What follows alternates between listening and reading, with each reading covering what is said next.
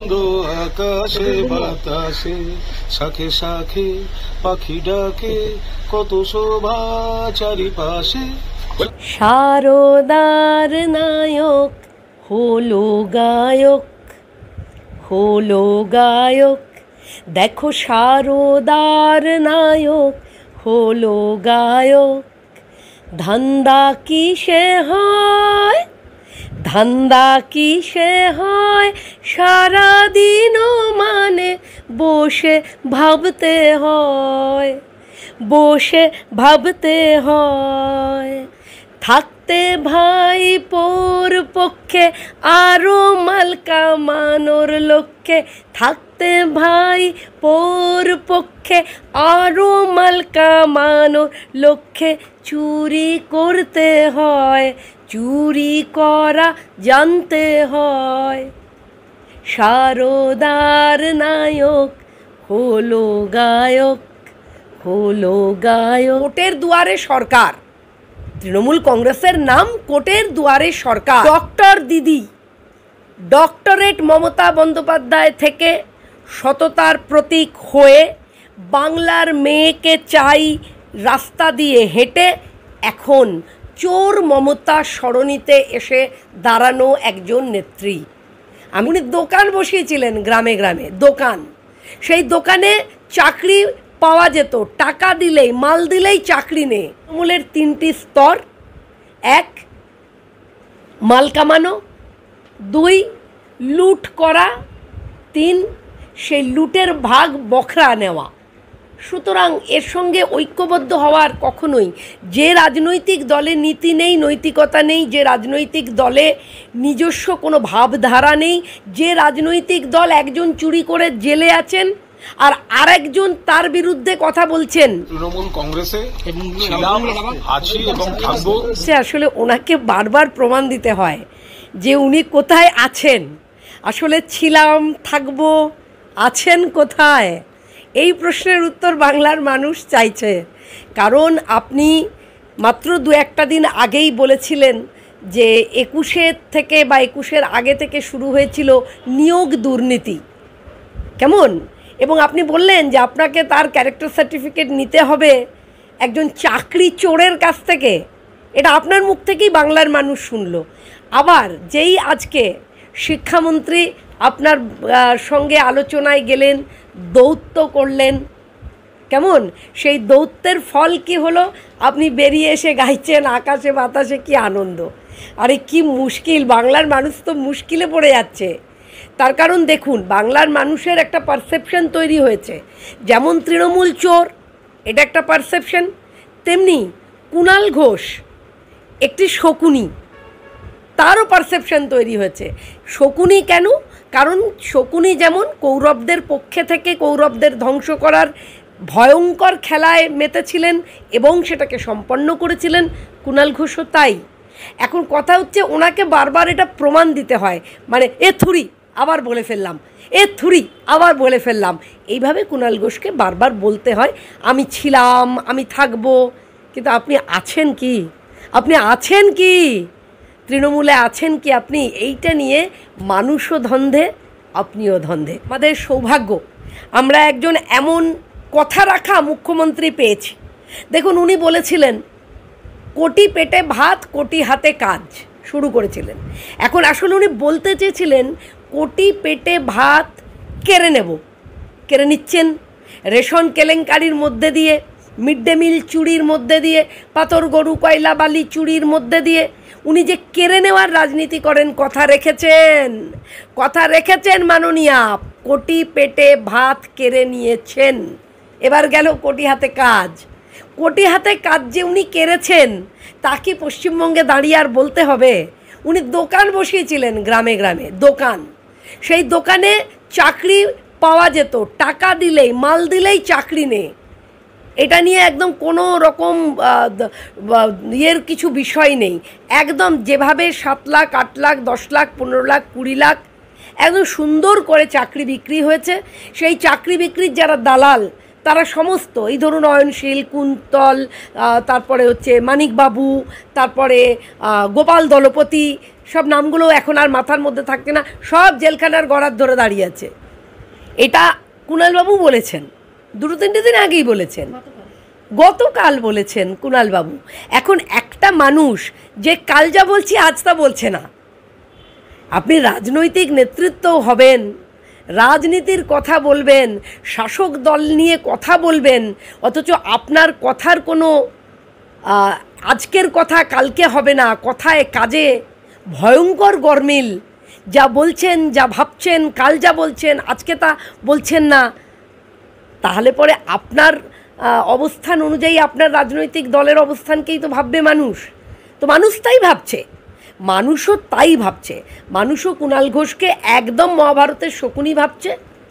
এবং তার সঙ্গে সঙ্গে যে আমি যেরকম বললাম শুরুই, যে গানের লাইনটা দিয়ে করলাম, যে ধান্দা কিসে হয়, ধান্দা কিসে হয়, সারাদিনও মানে বসে ভাবতে হয়, বসে ভাবতে হয়। সুতরাং মাল কামানো, সেই মালের বখরা নেওয়া এবং মালের বখরা দেওয়া, হরিশ মুখার্জিতে পাঠানো, এই সবটা নিয়েই তৃণমূল কংগ্রেস। এই যে কথা রাখা মুখ্যমন্ত্রী বলেছিলেন পশ্চিমবঙ্গকে লন্ডন করবেন, কিন্তু বানাবেন ভেবেছিলেন লন্ডন, পরিষেবায় ভাগার কথা আপনি রাখেন। এখন নোংরা রাজনীতি করবেন না, মানে দেখুন আপনি কিরম রাজনীতি করেন। আপনি বলেন উন্নয়নের ঝড় বইবে, এখন ভালো ঝড় হলে পরে কিছু মানুষের সর্বনাশ, কিছু মানুষের পৌষ মাস, কিছু লোকের বাড়ির ছাদ উড়ে যায়, কিছু লোকের পকেট গরম হয়। সুতরাং আপনার এই যে রাজনীতি, আপনার এই যে দারুণ, বিজেপি করে নোংরা রাজনীতি আর আপনার দারুণ রাজনীতি, আপনার রাজনীতির ফল আমরা দেখতে পাচ্ছি।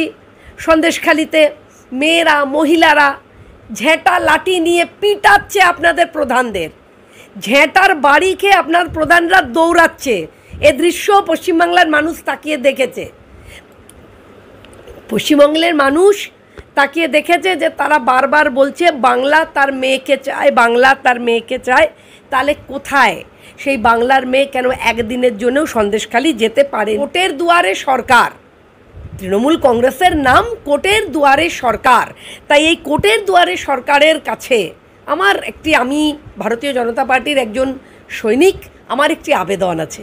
সেই আবেদন হলো, দেখুন এই যে 100 দিনের কাজের টাকা, আবাসের টাকা, এই যে সব টাকা নাকি কেন্দ্রীয় সরকার আটকে রেখেছে বলে আপনি এই যে একদম করে বিভিন্ন জায়গায় গিয়ে চিৎকার করে করে বলে যাচ্ছেন।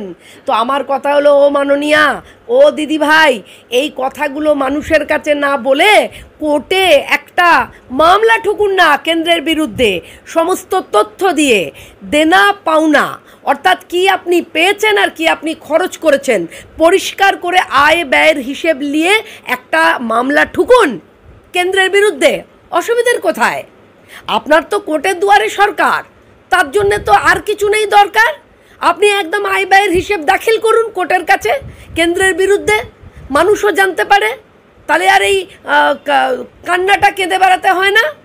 কিন্তু আপনি সেটা করবেন না, কারণ আপনি জানেন মেলা খেলা, বোম বানানো, বারুদ কেনা, গুলি কেনা, কার্তুজ কেনা, গুন্ডা পোষা, মদের বোতল দেওয়া, এইগুলোতে খরচ হয়ে গেছে আপনার টাকা।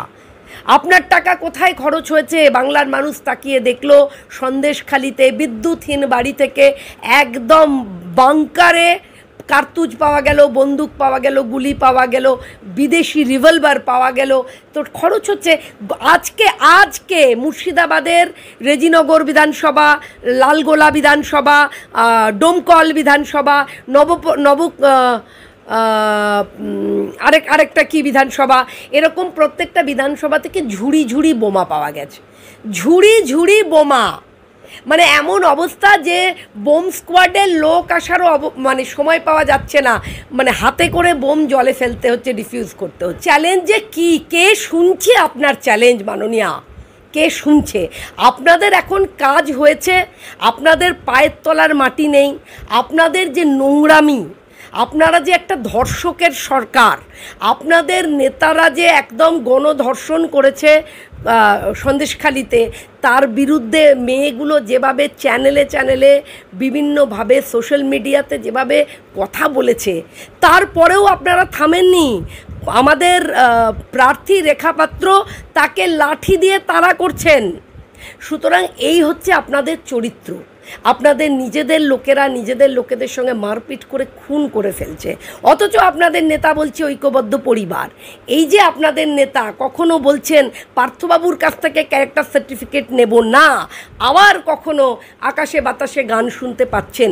এই যে আপনারা মিলে মিশে দুর্নীতি, মিথ্যাচার, অন্যায়, অপরাধ, বোম বারুদ, গুলি, ধর্ষণ, এই সমস্ত কিছুর যে পাকানো মোয়াটি আপনারা গত 12 বছর ধরে পশ্চিমবঙ্গের মানুষকে দিয়েছেন, থেকে উৎখাত করুন এই দুর্নীতিপরায়ণ সরকার, এই চোরের সরকার, এই ধর্ষকের সরকার, এই মিথ্যেবাদীর সরকার, এই অন্যায় করা লুটেরার সরকার, যে আমাদের শিশুদের মুখের খাবার চুরি করে, যে আমাদের যুবক ছেলে মেয়েগুলোকে রাস্তায় বসিয়ে দিল। আজ 26,000 প্যানেল বাতিল হলো, যখন যোগ্য শিক্ষা প্রার্থীরা গিয়ে যখন এসএসসি অফিসে ঘেরাও করলো, তখন ভয়ের চোটে বলছে না আমরা তাদের সঙ্গে আছি, আমরা তাদের পক্ষে আছি। তাহলে প্রশ্ন হচ্ছে, এতদিন তাদের পক্ষে ছিলেন না, আজকে ভয়ে তখন তাদের পক্ষে আছেন। এই সরকারের হাত থেকে বাংলাকে রক্ষা করুন, কারণ পশ্চিম বাংলার বর্তমান পরিস্থিতি যা, সে এক ভয়ঙ্কর। দেখুন যেভাবে সন্দেশখালি থেকে বোমা বারুদ বন্দুক পিস্তল পাওয়া গেছে, এবং সেইগুলোকে কারা কারা ওখানে প্লান্ট করেছে, কোত্থেকে পাচ্ছে তৃণমূল এই ফান্ডিং। কারণ শেখ শাহজাহান শুধুমাত্র গণধর্ষণকারী একটা আসামি নন, তিনি শুধু যে মাটিতে নোনা জল ঢুকিয়ে দিয়ে ধানি জমিতে ভেরি বানিয়েছেন তা নয়, তার সঙ্গে রোহিঙ্গা ইনফিল্ড করেছেন। এই সেই শেখ শাহজাহান 2017 সালে বাংলাদেশ হয়ে মায়ানমার গিয়ে রোহিঙ্গা ইনফিল্ড করা। সুতরাং এদের কাছে গোটা দেশ এখানে নিরাপত্তার প্রশ্ন। তাই ভারতবর্ষের নিরাপত্তা, দেশের নিরাপত্তা, রাজ্যের নিরাপত্তা, তা না হলে সীমান্তবর্তী অঞ্চলগুলোকে মুক্তাঞ্চলে পরিণত করবে বলে, এবং মাননীয় মুখ্যমন্ত্রীর একটা দারুণ সুন্দর প্ল্যান, যে প্ল্যানটা হলো বাংলাদেশের সঙ্গে পশ্চিমবঙ্গকে মিলিয়ে দেওয়ার, এবং সেই মিলিয়ে দেওয়ার পরে সেই রাষ্ট্রের প্রধানমন্ত্রী হবেন মমতা বন্দ্যোপাধ্যায়। তার জন্যেই তো জয় বাংলা ধ্বনি, কারণ জয় বাংলা তো আমাদের ধ্বনি হবার কথা নয়। ইতিহাস খুলে দেখে নেবেন জয় বাংলা কাদের ধ্বনি ছিল। তাই এই যে ভয়ঙ্কর ষড়যন্ত্র, তার হাত থেকে আমার আপনার রাজ্য পশ্চিমবঙ্গকে বাঁচাতে হলে আসুন সংঘবদ্ধ হয়ে ভারতীয় জনতা পার্টির প্রতিটি প্রার্থীকে আমরা জয়লাভ করাই। তাদের জয়ের মধ্যে দিয়েই আমরা সাধারণ মানুষরা আমরা পরিত্রাণ পাবো।